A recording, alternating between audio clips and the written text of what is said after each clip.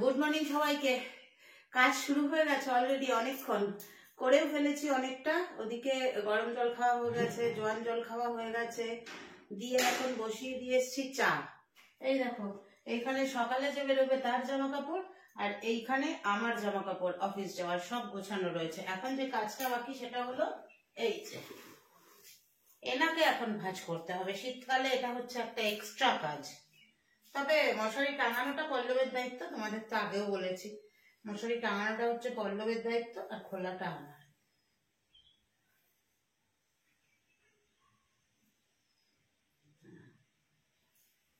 খোলা না, ভুল বললাম, খুলে পল্লব দেয়, ভাঁজ করি আমি।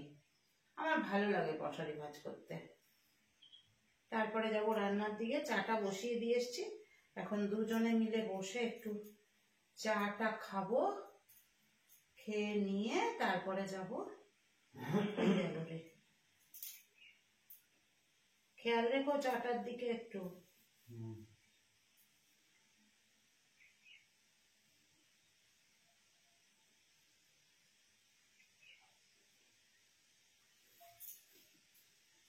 আগে সেই দিদি নাম্বার ওয়ানে একটা সার্টেন পিরিয়ড দিয়ে দিত না, সার্টেন টাইম দিয়ে দিত, ওই টাইমের মধ্যে মশারি ভাঁজ করতে হতো।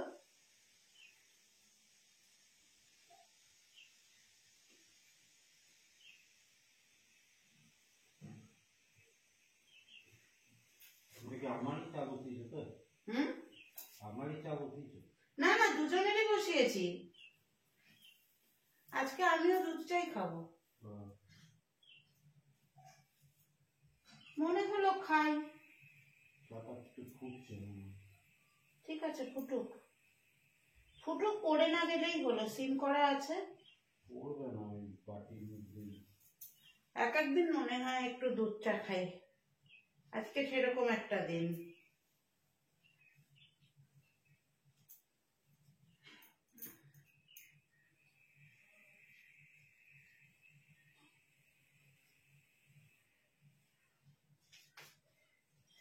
এদিন আজি কোন ঘরে গো খুলে দিল দ্বার, আজি প্রাতে সূর্য ওঠার। না গো না, শুকাবে না, সফল হলো কার। এদিন আজি কোন ঘরে গো খুলে দিল দ্বার।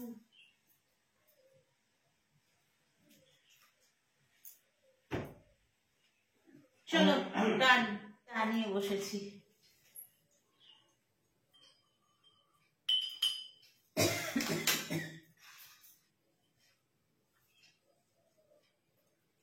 কি চুপচাপ কিছু বলো।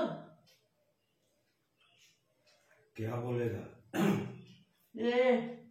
क्या बोलती तुम? सुबह हो गई।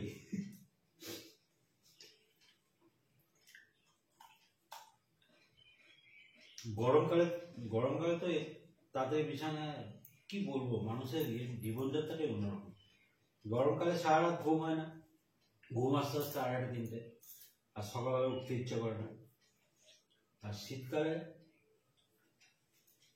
সকালে যতক্ষণ শুইতে হবে ততক্ষণ আরোই উঠতে ইচ্ছা করে, শীতকালে সকালে আরোই উঠতে ইচ্ছা। কিন্তু কাজগুলো তো আর শীতকাল আর গরমকাল বুঝে এগিয়ে আর পিছিয়ে যাবে না। এবার সামনের রোববার, এবার ভাবছি সামনের রোববার একটা ছুটি, মানে খুব ভালোভাবে একটু ঘুমাতে হবে। সামনের রোববার আবার সিঙ্গুর যাওয়ার আছে, দেখা যাক, যে গেলেও ভালো, না গেলেও ভালো। মানে আর কি, এই রোববারে আমি ছিলাম না, ও একা ছিল, সামনের রোববারে ও থাকবে না, আমাকে একা থাকতে হবে, এই হচ্ছে ব্যাপার। এটা হয় না, আমার তোমারও না, তোমার এখন অনেক আমার প্র্যাকটিস, আমি হয়তো প্র্যাকটিস করতে চলে যেতে পারি। তুমি যদি ইয়েতে যাও, তুমি যদি যাও, কোথায় প্র্যাকটিস?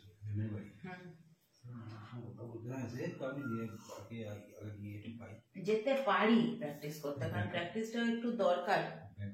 এক্সামটা দিতে হবে তো, এখন তো সব অনলাইন এক্সাম, তো এক্সামটা দিতে হবে তো কম্পিউটারে। ল্যাপটপে একটু প্র্যাকটিস দিয়েছি, এর আগেও কম্পিউটারে এক্সাম দিয়েছি, কিন্তু ল্যাপটপে একটু প্র্যাকটিস করে নিলে কি হবে, একটু সুবিধা হবে আর কি। এই দেখি একটু প্র্যাকটিস করতে যেতে পারি।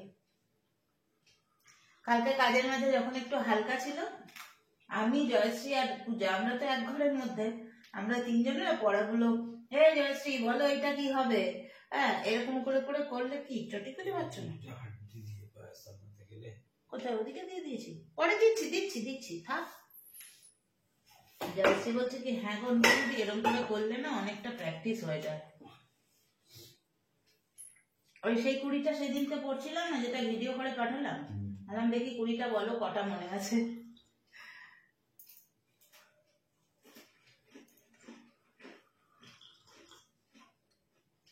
সব থেকে যেটা বড় কথা কি জানো তো, ওরা ভীষণ আমাকে মানে। সঙ্গীতা হঠাৎ এসে বলছে অনুপমদি আমি না সেকেন্ড সেটে একটা জিনিস বুঝতে পারছি না, আমাকে একটু বুঝিয়ে দেবে? আমি তো খাতাটা কালকে নিয়ে আসিস, বুঝিয়ে দেবো। বলছে ব্যাগে আমার খাতাটা আছে, নিয়ে আসবো। নিয়ে তখন সেকেন্ড ছিল না, বললো, আমি বললাম যে কোনো দিকে তাকাবি না, শুধু অপশনের মধ্যে উত্তরটার দিকে তাকাবি, উত্তরটাকে মাথায় রেখে দিবি। তুই যখন 4-5টা উত্তর দেখবি, তখন 4-5টা উত্তরের মধ্যে উত্তর খুঁজতে গেলে তোর সময়ও বেশি লাগবে, যদিও 2 ঘন্টা সময়ও বেশি লাগবে, প্লাস তুই পাস রিড হয়ে যাবে। ঠিক উত্তরটা, কোডটা মাথায় রেখে দিবি, উত্তরটাই খুঁজবি। রীতা বলছে ঠিক বলেছো, ওর মাথায় ঢুকে গেছে বিষয়গুলো। আমি এমনি এমনি কি আর 270 বার লেখা। আর অভিজ্ঞতার একটা দাম তো আছেই বলো, এই যে এত বছর স্কুল টিচারই করেছি, তার একটা দাম নেই? এই দেখো কেটে কুটে সব কমপ্লিট করে নিয়েছি। এটা হচ্ছে আলু আর বিনস দিয়ে হাঁসের ডিমের কারি করব। 2টো বেগুন ছিল, কিন্তু বেগুনগুলো না ঠিক শীতের বেগুনের মতো ভাজা খাওয়ার মতো না, বীজ ছিল, তাই বেগুনটাকে ছোট ছোট করে কেটেছি। এইটা করব, এই ক্যাপসিকাম, পেঁয়াজ, আর ওদিকে রেখেছি কারি পাতা টাতা ফোড়ন দিয়ে। আর এইখানে যে দেখছো আদা, রসুন, পেঁয়াজ, টমেটো, কাঁচা লঙ্কা, না টমেটোটা বেগুনেও একটা যাবে, এগুলো হচ্ছে ডিমের কারির মশলা, মানে ডিমের কারির উপাদান আর কি। সকালটা যে কোথা দিয়ে দুমদারাক্কা করে 15টা বেজে যায় বুঝতেও পারি না। অনেকগুলো নাইটি রয়ে গেছে জানো তো, ঠান্ডা ঠান্ডা লাগছে বলে আর ধোয়া হচ্ছে না নাইটিগুলো। এখন সেইগুলো নিয়ে যাবো ধুতে। দাঁড়াও দেখাই, 6টা-7টা নাইটি জমে গেছে, এই দেখো। এগুলো সব নিয়ে এখন গিয়ে ধুয়ে দিই, মানে অল্প একটু সার্ফ দিয়ে জাস্ট জল কাঁচা করে দেবো। এদিকে ভাতটা, তরকারিটা হয়ে গেল, টিফিনের তরকারি, টিফিন মানে কি ওইটা আর কি আগে খাওয়ার, এখন তো টিফিন আমাদের ভাত। আজকে ভাত নেব আর কি, কালকে দুবেলাই অন্যরকম খাওয়া হয়েছে, তাই আজকে ভাত। তো একটা তরকারি করে রেখে যাচ্ছি, ভাতটা 1 ফুট হয়ে গেছে, আর 1 ফুটে বসিয়ে দিয়ে যাই, এগুলো ধুয়ে আস্তে আস্তে ভাত রেডি হয়ে যাবে।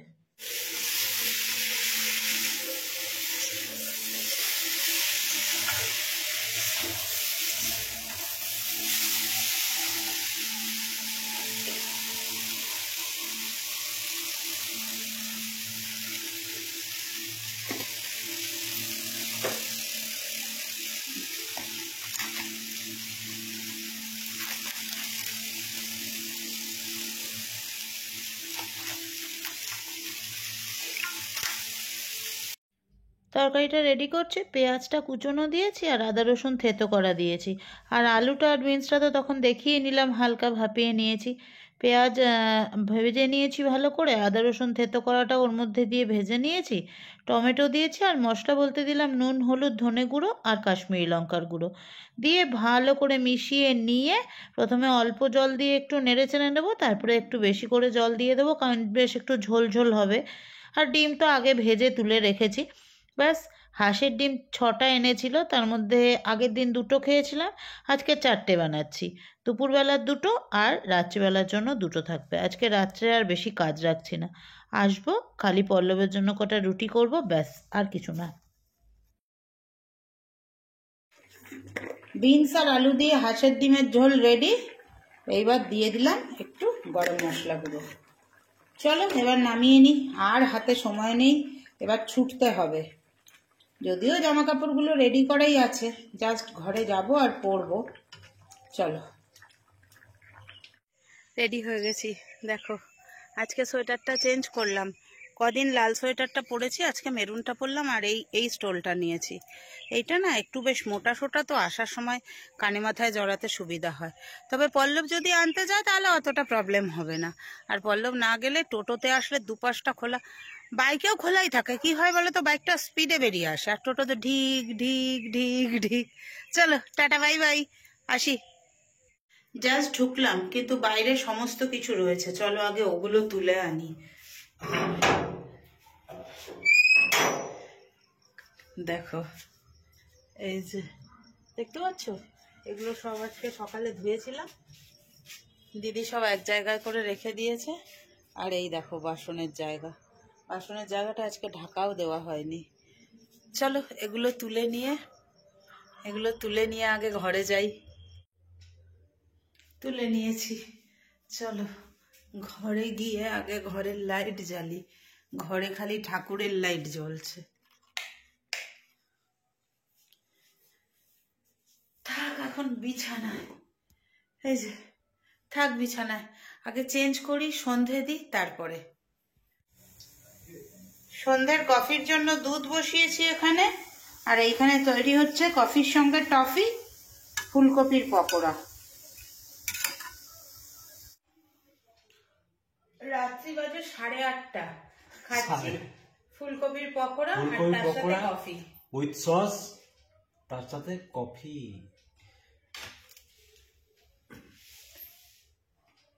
হ্যাঁ, দারুণ হয়েছে। ফুলকপিটা গ্রেট করে করা হয়েছে, দারুণ। ঠান্ডা হয়ে যাচ্ছে, সব খেয়ে নি। হেভি হয়েছে, খেয়ে নি। হ্যাঁ, নাহলে ঠান্ডা হয়ে যাবে, খেয়ে নি। হ্যাঁ, সকালবেলা সব জামা কাপড়গুলো যেগুলো ধুয়ে গেছিলাম সেগুলো তো তোলার তো কেউ ছিল না, কারণ পল্লব তো আর সারাদিনে বাড়ি ঢোকে না, ওই যে একসঙ্গে দুজনে বেরিয়ে যাই। তো এসে আমি তুললাম, দেখলে সেগুলো তো রেখে দিয়েছিলাম, এখন সেগুলো ভাঁজ করে নিচ্ছি। আর ভাঁজ করে নিতে নিতে কিছু কথা মনে পড়ছে তোমাদের সাথে শেয়ার করি। দেখবে আমরা সব সময় বলি পজিটিভ থাকা, মোটিভেট হওয়া। মোটিভেশন এমন একটা ব্যাপার, জানো তো, তুমি নিজে যদি নিজেকে মোটিভেট করতে না পারো, অন্য কেউ কখনো তোমাকে মোটিভেট করতে পারবে না। নিজেরই নিজেকে মোটিভেট করতে হবে। ধরো তোমার সামনে একটা লক্ষ্য আছে, তুমি সেই লক্ষ্যটাকে উদ্দেশ্য করে এগোতে এগোতে একটা সময় কিন্তু তোমার ভেতরে একটা ডিপ্রেশন টাইপ চলে আসবে, দূর হবে না, পারবো না, এরম একটা।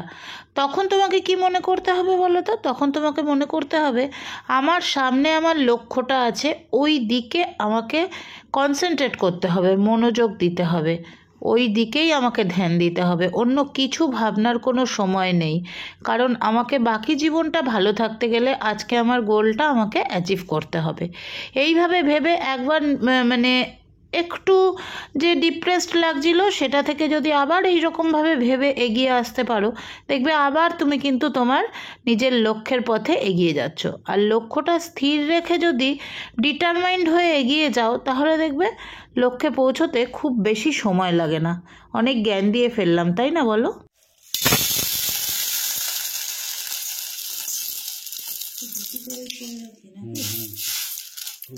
পড়বে মুখ থেকে।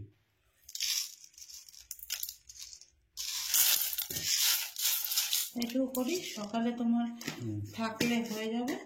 দাঁড়াও, জল দিয়ে ভিজিয়ে দিই। এতে জল আছে নাকি? আছে অল্প।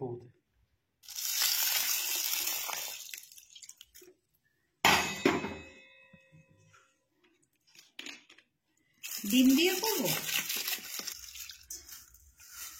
কেচাপটা দিয়ে ভালো করে। এগ তরকা করবো না নর্মাল এমনি তরকা?